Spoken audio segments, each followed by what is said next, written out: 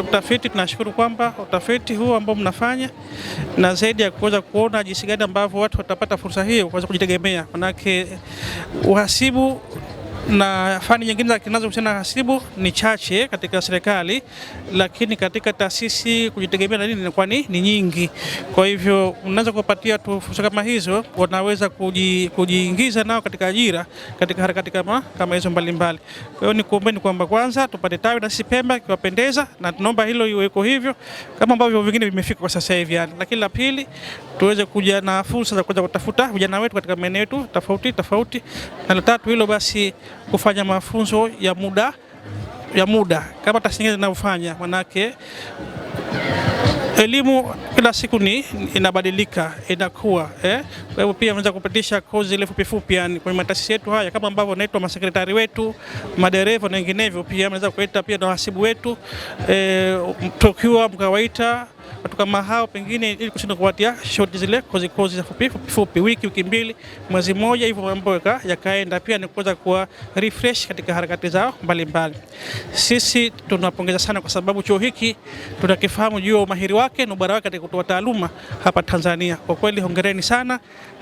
Lakini na sisi tafurahi tukiukoneni hapa mpo na branch kama hiyo ikiwapendeza yani. Habari, naitwa Hija Adamu Mtego, ni afisa udahili wa taasisi ya uhasibu Tanzania. Karibuni katika banda la taasisi ya uhasibu Tanzania katika viwanja hivi vya Gombani.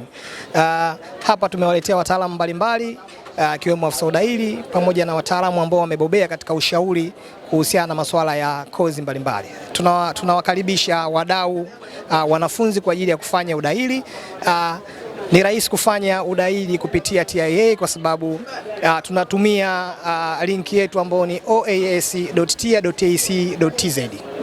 Kimsingi tunatoa huduma mbalimbali. Huduma ya kwanza tunaotoa hapa, tunawafanyia maombi hapa moja kwa moja ya kwanza, lakini la pili tunashauri wanafunzi kulingana na kozi ambazo wanataka kuziomba. Lakini pia kumekuwa na maoni mbalimbali ya wazazi wa kutokea huku Pemba kwamba mwanafunzi anapotaka huku kwenda bara kunakuwa na changamoto kidogo ya kimaadili. Kimsingi hayo ni maneno tumepokea, lakini kimsingi sisi kama taasisi ya uhasibu Tanzania tuna vitengo vya malezi ya wanafunzi. Kuanzia tabia na namna bora ya kuishi wakiwa chuoni. Kwa hiyo hilo swala wanatakiwa waliondoe kabisa, kwa sababu taasisi ya uhasibu Tanzania hilo lilikuwa linatambulika na wameamua kuweka vitengo hiyo ili kuhakikisha kwamba tabia za wanafunzi zinaendana na taaluma wanayopewa. Lakini pia taasisi ya uhasibu Tanzania imejipambanua katika bara na visiwani, kwa maana ya kwamba tuna kampasi mbalimbali, tuna kampasi 8.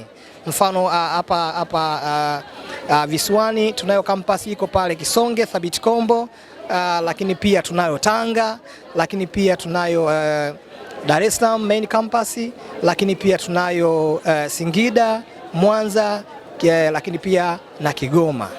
Tuwakaribishe katika banda letu kwa ajili ya kupata huduma mbalimbali. Watafurahi, lakini pia wataona namna ambavyo kozi zinatolewa na sifa husika. Mimi ni mwanafunzi miongoni mwa wanafunzi wa shule ya Kiwani iliyopo Kusini Pemba. Nimekuja kutembelea katika banda la TIA ambayo kwa kirefu chake ni Tanzania Institute of Accountants, ambayo katika banda hili nimejifunza mengi sana ambayo ilikuwa hapo mwanzo siyajui, kama kujiunga na chuo ambacho unakwenda kusomea mambo ya pesa, mambo ya benki. Nilikuwa nikizani kwamba anaisomea mambo ya benki ni ule ambaye amepata average kubwa na katika masomo ya PCM, lakini nimejifunza kwamba yoyote mwenye kombi yoyote ambaye ametimia vigezo kwa kumaliza form 4 japo D4 anaruhusiwa kujiunga na chuo hichi. Kwa hiyo hayo nimejifunza sana hapa katika jengo hili. Tumekuja na wanafunzi hapa kujifunza mambo mbalimbali katika banda hili la TIA. Wanafunzi wamejifunza mambo mengi, wameuliza maswali, lakini pia wamepata shauku ya kwenda kusoma kampasi mbalimbali za TIA, iwe Zanzibar au nje ya Zanzibar. Chuo cha TIA kuna kozi nyingi zinazohusu uhasibu na mambo mengine ya usimamizi wa rasilimali, fedha na nyingine. kwa ajili ya maendeleo zaidi ya nchi yetu na taifa kwa ujumla. Kwa majina naitwa Arkam Ismail Yusuf. Ni mwanafunzi wa michipuo ya science kutoka Dr. Amani Wingwi. Mambo nilojifunza, kwanza nimejifunza kwanza na ufaulu wangu, natakiwa nisome kwa bidii ili niweze kufikia vigezo vya malengo yangu. Programu zao kiukweli ni nzuri na nimezikubali.